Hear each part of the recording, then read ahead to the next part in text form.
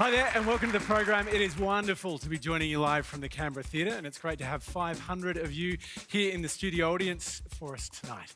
Some have travelled from regional New South Wales as well, so thank you to everyone that's come from far and wide. On the panel tonight, Independent Member for Indi, Helen Haines, Minister for Superannuation and Women's Economic Security, Jane Hume, Shadow Treasurer, Jim Chalmers, Independent Senator, Jacqui Lambie, and Green Senator, Larissa. Please make all of them feel welcome.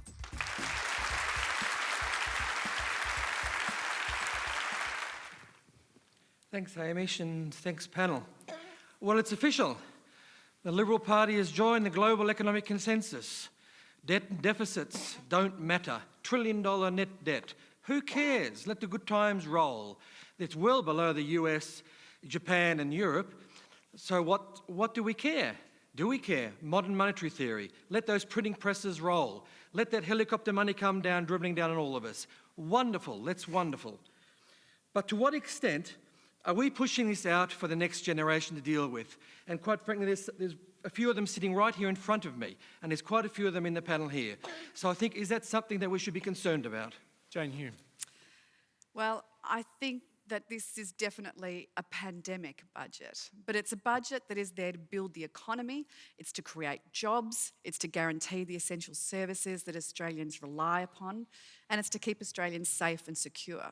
Now, last year, which was the most difficult year for so many people and for so many economies, we supported the Australian economy with $290 billion worth of economic support. And I think that using the government's fiscal strength, fiscal balance sheet, was the right thing to do. And just looking around the room tonight and seeing 500 people gathered together in a room, no masks, not a mask in sight, we must be one of the only economies that can get away with this right now. You know, the pandemic is still raging around the world. Around 800,000 cases are diagnosed every single day. But hang on, who's getting away with it? Someone's going to pay for all of this in the end. Isn't it going to be the young people here? But this budget is all about our next phase of our economic recovery, making sure that we grow the economy, making sure that we keep Australians safe, making sure that we guarantee the essential services. We're not out of the woods yet. We have to make sure that that economic growth that we've seen, which has been fantastic, 3% in two consecutive quarters, unemployment coming back to levels below that of prior to the pandemic. That's fantastic, but it has to be sustainable. We have to make it secure, and we have to make sure that the economy is robust enough to maintain that economic growth into the future. Okay, it's clear that's what the government's message is. But there's a huge number of young people here tonight. We've been inundated with questions about whether young people are going to be paying off this debt. Of the young people here, who's concerned about the level of debt that we're talking about, $1 trillion ultimately? Show of hands. And could you keep your hands up if you think it's going to fall on your shoulders to pay this off? So all of you, more of you in fact. Jim Chalmers, this is $1 trillion debt generation that's just been created. You don't have a different answer, do you?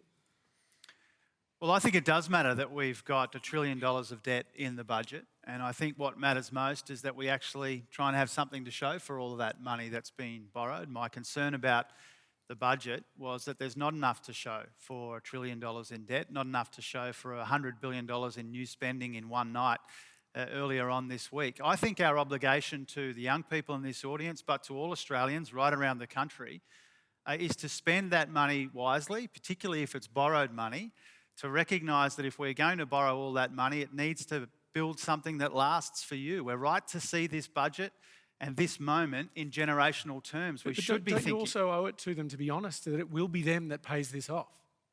It will be. There will be debt in the budget for generations. And there's no use sugarcoating that. Debt will be with us for some time. And the obligation we have to those generations is to see it in generational terms. This is a massive moment for our country. And we can't wake up in 10 or 20 years down the track and think that all we have to show for this moment that we've been through, after everything we've been through together, and wake up and think that the only legacy of this period was that debt. We can do better than that. I want to find Sophie Thorpe, who's in our studio audience. She's a Canberra high school student. I think you're in year 12, you're 17. What do you make of the debt levels? How do you feel about it?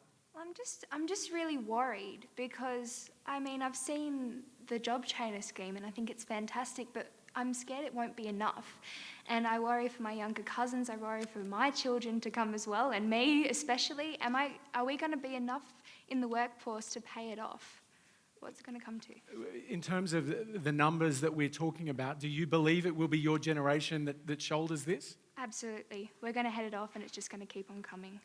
Sophie, can I jump in there? I left university in 1992 and I walked straight into the recession that we had to have. And at that stage, youth unemployment was so high and it actually took 10 years for the economy to recover. What we're seeing now is employment bouncing back really quickly to below levels that we saw even prior to the pandemic.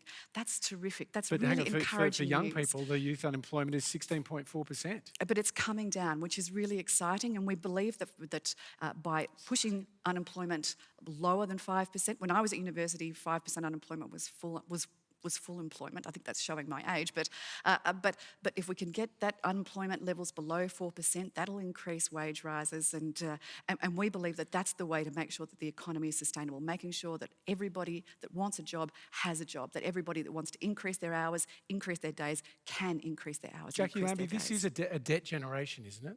I mean, for everything nice that we might be saying to Sophie right now, they've just been lumped with paying this off, haven't they? Yeah, I'm not going to be polite about it. You're going to be paying off a debt, sweetheart. So, you know, I'm not going to sit here and I don't expect these people to turn around in 10 years like they say they're going to. I just think that's really unrealistic. And first of all, what else bothers me is your university fees are going up. They certainly haven't chucked any more in towards that either. I'm really concerned about a lot of you, probably not in Canberra because I've seen your house prices, they're disgusting. But, you know, in other places where, especially in Tasmania, where these guys have been able to have their $25,000 loan from the state government and the one from the federal government, and that's given them a deposit. And right now, interest loans are sitting there. They're going to be paying them off for the next 25 years.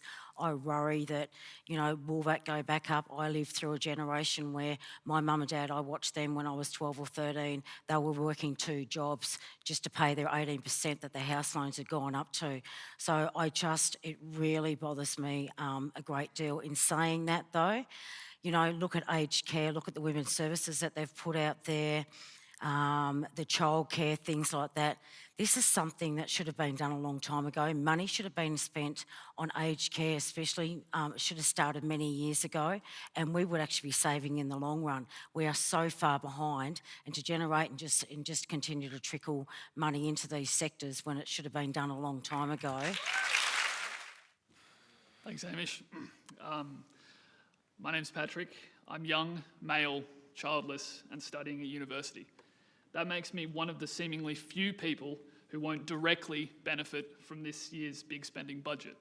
But I'll be one of the people who'll be paying off the giant debt for decades to come. Does the panel consider the budget to be fiscally responsible? And is it fair to future generations to accrue such a huge debt with no real plan of paying it down? Larissa, what is there isn't a plan to pay it down? Yeah, well, thanks, Patrick and Sophie, for your questions, and the first gentleman too. It's a good time to borrow, but we should be investing in services that improve people's lives and that help us address the climate challenge. This budget gives $51 billion, that's a B, in fossil fuel subsidies to big oil, big coal and big gas over 4 years. So much of that debt is created because there's massive handouts to big corporations and they're keeping those stage 3 tax cuts which go to the very wealthy, another huge proportion of the budget. So we think that investment in services is a good thing, and we think now is a good time for government to take on debt to invest in those services that improve all of our lives and could help tackle the climate crisis. But these handouts to big polluters to make the climate crisis worse, I'm worried that that's going to be the real threat to young people's lives going forward. Helen, Haines. Patrick, Sophie and Olaf, I too am concerned about $1 trillion debt for young people, and I am concerned about what that $1 trillion debt is actually buying us. And I agree that this $1 trillion debt is not buying us solutions to climate change. There's opportunities in this budget, there were opportunities in this budget to make a game-changing choice about how we lower emissions in this country. I'm also concerned that while billions of dollars was going out the door and is going out the door, there was $0 for the Integrity Commission that was promised to us by this government at the last election. So, with $0 for an Integrity Commission and $9 billion in a fund, essentially a fund that can be used for the next election, for projects that have been approved by Cabinet but not yet announced. That's $9 billion that we don't know what that will be spent on, but we can be sure as heck there'll be a fair bit of pork barrelling that can be purchased for $9 billion. And if I was a young person, I'd be pretty concerned about that. So I hear you. Jane Hume, why wasn't there money for an Integrity Commission? Well, in fact, there was money for an Integrity Commission in the 2019-2020 budget. Where was is money the set Integrity aside. Commission then? Well, it's being consulted on right now. The Commonwealth Integrity third Commission, which time. you have rejected numerous times. No, The you reason haven't we put it why- to the we haven't had a Parliament bill yet. The reason from why the passed a Labor bill to Party set and one up, but you the haven't put Greens yours don't to the want the Parliament. Commonwealth Integrity Commission that's been proposed by the government is because what they would really like is to have show trials, which we've seen in the ICAC in New South Wales, which have damaged people's reputations irrevocably. We're not going to have that in a Commonwealth Parliament. Well, we It's can't vote on a unnecessary. bill that's All not it is there, is a can we? media fodder. So we've set aside money for that Commonwealth Integrity Commission, and we wait to bring it before the Was Parliament. Hamish, they NEOB said going to 2.5 jail? Was years that- ago. I've seen the budget papers. I looked for it carefully. $0 for salaries, $0 for an Integrity The bill's in Commission. It's not consultation there. right now, The Helen. consultation has completed and it was roundly trashed by every expert in the nation. We're wondering, when will a bill actually come to the Parliament that listens to the consultation and that acts on the promise of the government? Come September 19, it will be 1,000 days since the Prime Minister promised us an Integrity Commission. We have $1 trillion of debt. We have no watchdog, no policeman on the beat to monitor this, to actually refer any problems to it. Jane Hume, would you agree, given the amount of money that is going to be spent, which many ministers have oversight of, they have the ability to choose how that money is spent and where it's spent in some cases, that actually there should be some form of Integrity Commission in place to monitor that? Well, I saw a list of Absolutely. these so-called slush funds that Labor put out today, or I think, or maybe it was yesterday, and one of them fell under my portfolio, which is the digital economy strategy. Now, that's a $1.2 billion strategy to take the economy to the next level and make that great productivity leap. That's not a slush fund. That's an opportunity for businesses to grow and invest and employ and bring digitisation and productivity into their businesses. It's an opportunity to upscale and upskill existing industries like mining and construction and agriculture, and to bring in new industries like fintech and regtech and the gaming industry, and giving them a 30% refundable tax offset. You know, this is Wasn't not a the slush question about fund. a This is an corruption opportunity for watchdog? businesses to apply for grants so that they can take their businesses to the next level, and that's how we get out of debt. We grow our way out of debt. We don't tax our way out of debt. Jim, to Jane Hume's point, are you just trashing good government programs? No, of course not. I mean, one of the reasons why I think Australians are sceptical about these 21 slush funds is because they've seen what happened with sports rorts and dodgy land deals and safer communities rorts. They know that this government has spent as much money on advertising themselves as they have preventing domestic and family violence. They know that routinely for... It's not true. They know that routinely for the last 8 long years, this government creates these buckets of money. They accumulate them to use to get through an election. And this budget that was handed out on Tuesday night, the 21 slush funds, the $9 billion in secret election cash. I'm just going to call you up on this, because are you really saying that this program Jane's talking about is an actual slush fund, or are you just being a bit hyperbolic? No, but there are 21 funds that ministers get to determine how they dole out the money. And what we've seen... Well, that's not true either, because they're not all ministers determining it. They can be departments, they're competitive grant processes. I'm very pleased you said that, Jane, because that's what you said about sports rorts too, with the audit, which the Auditor General found to be a disgraceful rort. And we're talking about borrowing money that some of these young people have to pay back. And some of these people have to pay back, unfortunately, money that you have borrowed to spray around to get you through elections, and that's not good enough. Yes, this budget, and just as well that I'm speaking now at this juncture, This budget is said to be a woman's budget, but most women would say not really. It is just a drop, a penny in the ocean. I'm a woman in my late 50s, one of the most vulnerable in our society today.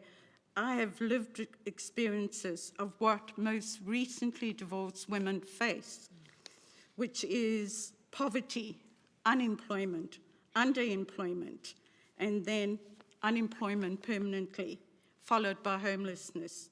Despite being university trained, I remain unemployed, living on Job Seeker. Can you even afford a room on Job Seeker in Canberra? It's $200 on average, a room. Not possible. My question, and please, no more spin and no more patting yourselves on the back.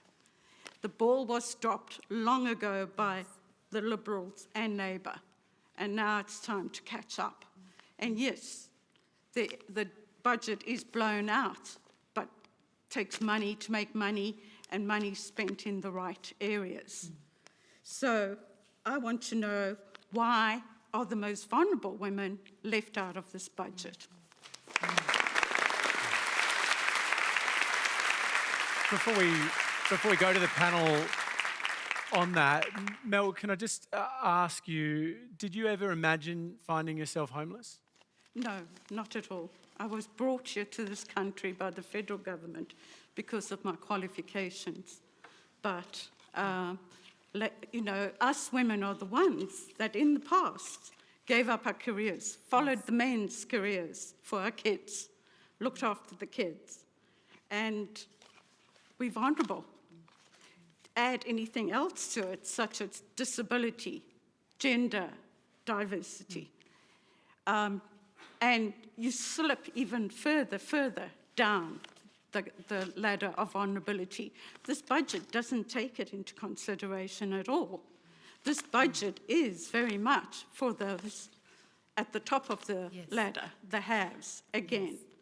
And then, if we were to look at COVID, it's a cruel equaliser.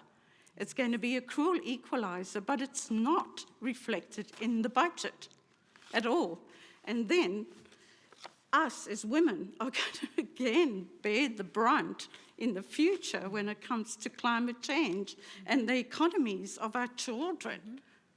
What will the economy be for our children? They are going to have to pay for it. Let's go to Helen Haines. Mel, thank you for raising this. And when I was trawling through the budget papers, I was asking myself the same question. Where are the measures for this very vulnerable group of women, such as yourself? And I'm just appalled to hear your story, really.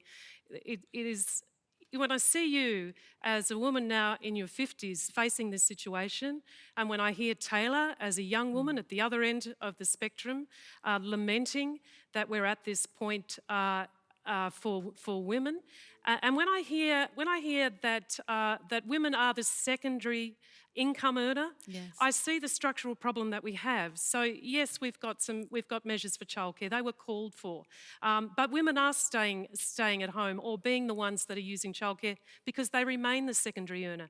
They remain the ones who are out of the workforce when they're having children and not receiving superannuation during that period. And you're an example now of someone who's come to this point in your life when you're so productive still. So productive, so many skills, brought here with hope. The reality is that we wouldn't have any of the measures in this budget that we've heard this week if it weren't for women like you, women like Taylor, women all through this audience and all around the nation who marched on the parliament and in their hometowns to call for some relief. But still, people like you are missing out, and we have to fix that. We do.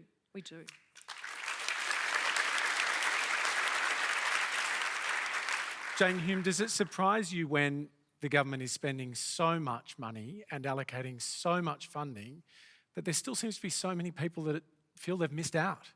I do know that older women are a vulnerable group, and particularly because women our age didn't grow up particularly with compulsory superannuation all of their working lives, or if they did, it started off at much lower amounts.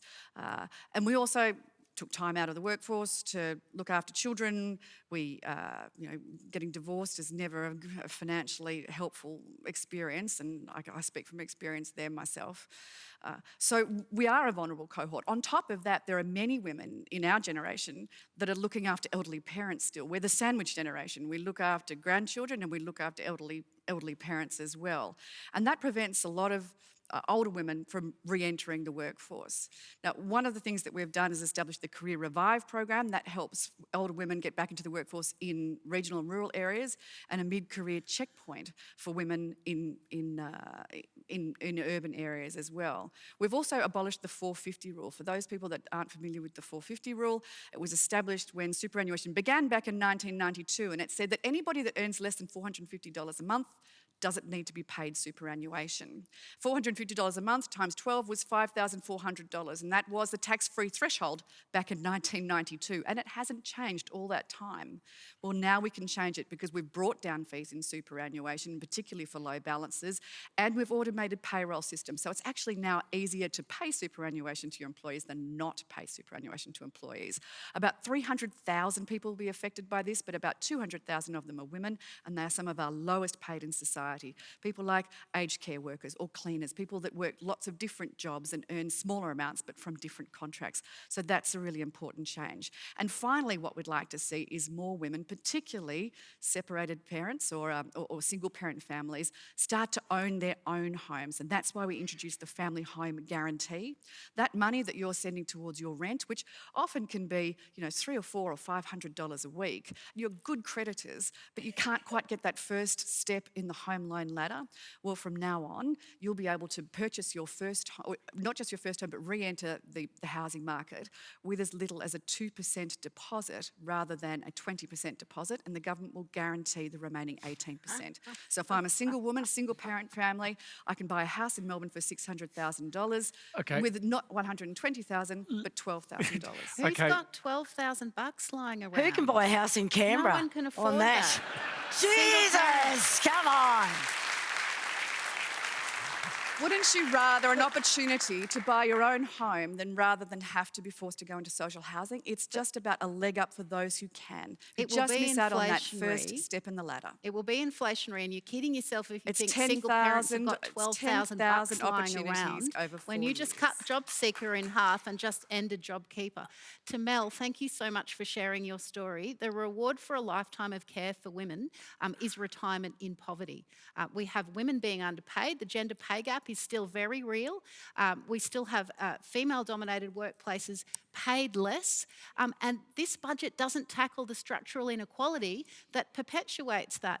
The stage 3 tax cuts, 1 year of that will give more money to men than the whole 4 years that this government has allocated to women on all issues, on childcare, on domestic violence funding. And can I say on that, there are women being turned away from shelters and from domestic violence response services because those services don't have enough funds to help everyone.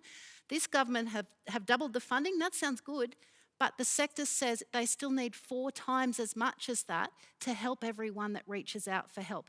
And when they can afford to give $51 billion to big fossil fuel companies in cheap diesel, they can afford to make sure that every woman and child and person that seeks help when they flee violence can get that help.